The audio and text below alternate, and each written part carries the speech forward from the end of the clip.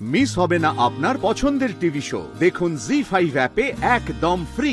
18 তারিখের আগে ওর সঙ্গে একবার কথা বলতে হবে না? না রে। কি না রে?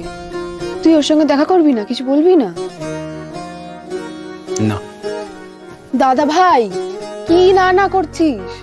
ও যদি সেদিন সই করে ফেলে, জাজ যদি ডিসিশন দিয়ে দেন? সেদিনের কথা থাকবেনি। যাই হোক না কেন, আমি মেঘের সব সিদ্ধান্ত সম্মান করব। আর মেঘ যদি ঝোঁকের মাথায় সবকিছু শেষ করে দেয়?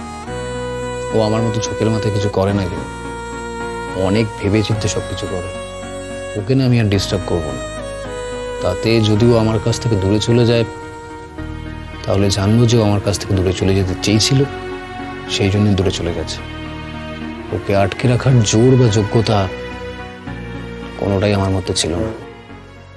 দাদা ভাই, তুই এত কিছু করলি, এটা মেঘকে ফিরে পাওয়ার জন্য নয়? না, একেবারেই না। তুই ভুল ভাবছিস। আমি যা করেছি মেঘের কাছে ঋণ শোধ করার জন্য করেছি, অপরাধের ভারটা কমাবার জন্য করেছি। আর তোরই কথা না বলায় যদি মেঘেরও অনেক কথা না বলা থেকে যায়, ও হয়তো অনেক কিছু বলার জন্য অপেক্ষা করছে।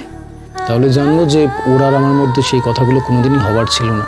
দাদা ভাই, তোরা দুজন দুজনকে ভীষণ ভালোবাসিস, এভাবে সবকিছু শেষ হয়ে যেতে দিস না প্লিজ।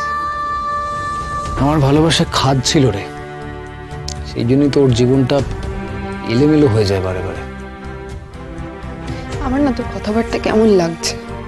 তুই ভুল করেছিস, অন্যায় করেছিস, কিন্তু তারপর প্রায়শ্চিত্তও তো করেছিস। তাহলে কেন এসব বলছিস? সব পাপের প্রায়শ্চিত্ত হয় না রে।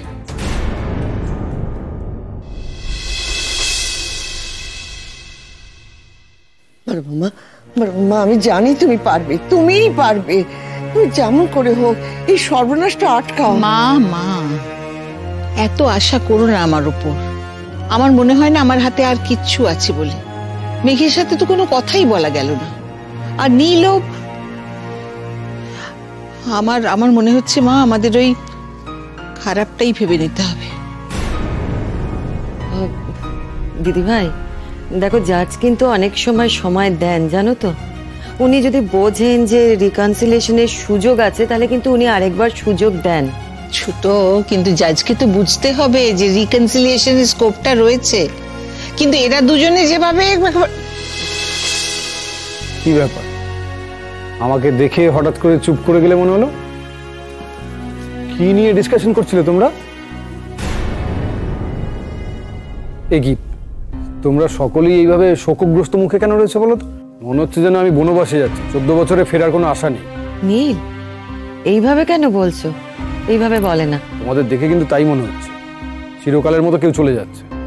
দাদু ভাই শোন শোন, ও দাদু ভাই, তুই চিরকালের মতো ওকে যেতে দিবি না তো? আমি কি কোনো কিছুর মালিক ঠাম্মি? তবে যেটা হবে সেটা ভালোই হবে। আমি তোমার সঙ্গে যাই। তুমি সঙ্গে যাবে মানে? আচ্ছা মা, আমি কি প্রাইমারি স্কুলে পরীক্ষা দিতে যাচ্ছি যে তুমি আমার সঙ্গে যাবে? ঠাম্মি দইয়ের ফোঁটা পরিয়ে দেবে, তুমি একদম যাবে না আমার সঙ্গে? না, কিন্তু আমি গেলে কি তোমার কোনো অসুবিধা হবে? সুবিধেও তো নেই কিছু। এই যে কাকামণি যাচ্ছে, কেন যাচ্ছে আমি জানি না। ভেতরে তো আমি শুধুমাত্র মিস্টার সিনহার সঙ্গে ঢুকতে পারবো, আর তো কেউ ঢুকতে পারবে না। আমি সারথি, বুঝতে পেরেছো? গাড়ি চালিয়ে তোমাকে যুদ্ধক্ষেত্রে পৌঁছে দেবো। সেটা তো কোনো দরকার নেই। আচ্ছা আমি কি গাড়ি চালাতে পারি না, না আজকে ভুলে যাবো? না না, আসলে তুমি তো আজকে মেন্টালি ডিস্টার্ব থাকবে, তাই আজকে তুমি গাড়িটা চালিও না। একদম। ও দাদু ভাই, আমার কথার জবাব দিলি না তো?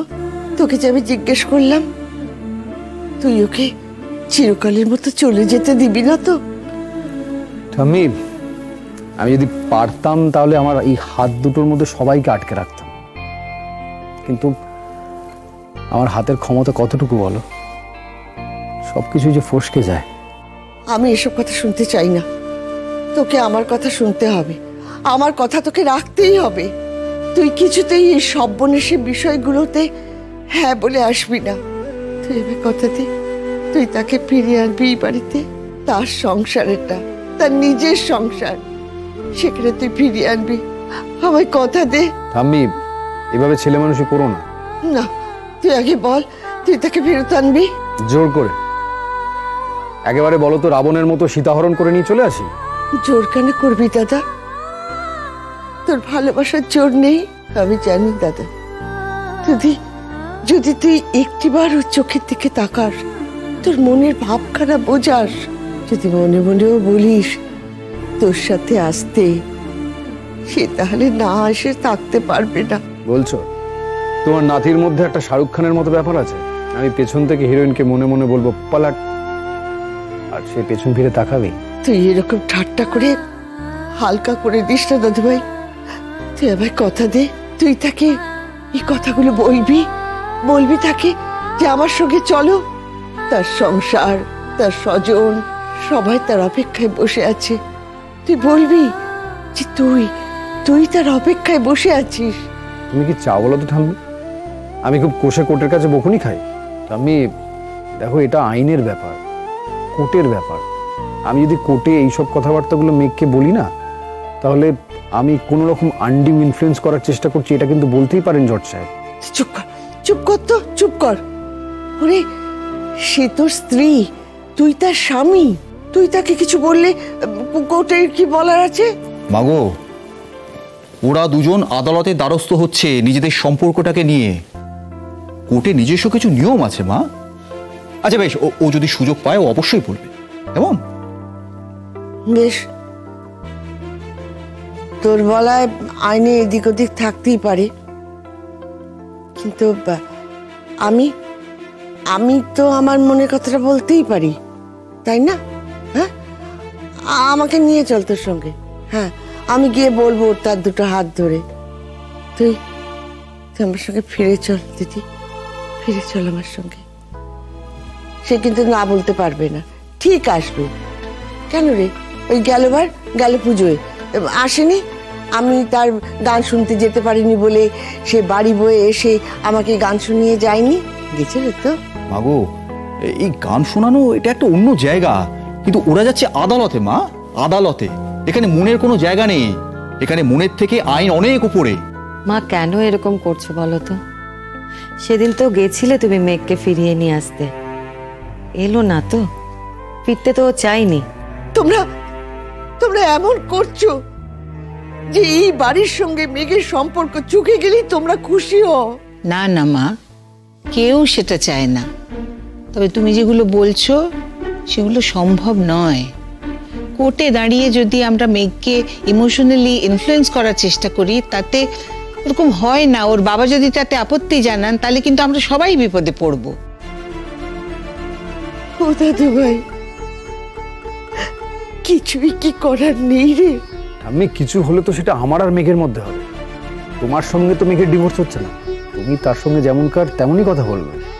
দাদু ভাই, আমি কেন এই কথা বলছি তোকে? তোর মন তো না বোঝার মতন নয়। তুই এত হালকা করে কেন নিচ্ছিস দাদু ভাই? হালকা করে নিচ্ছি না ঠাকুর,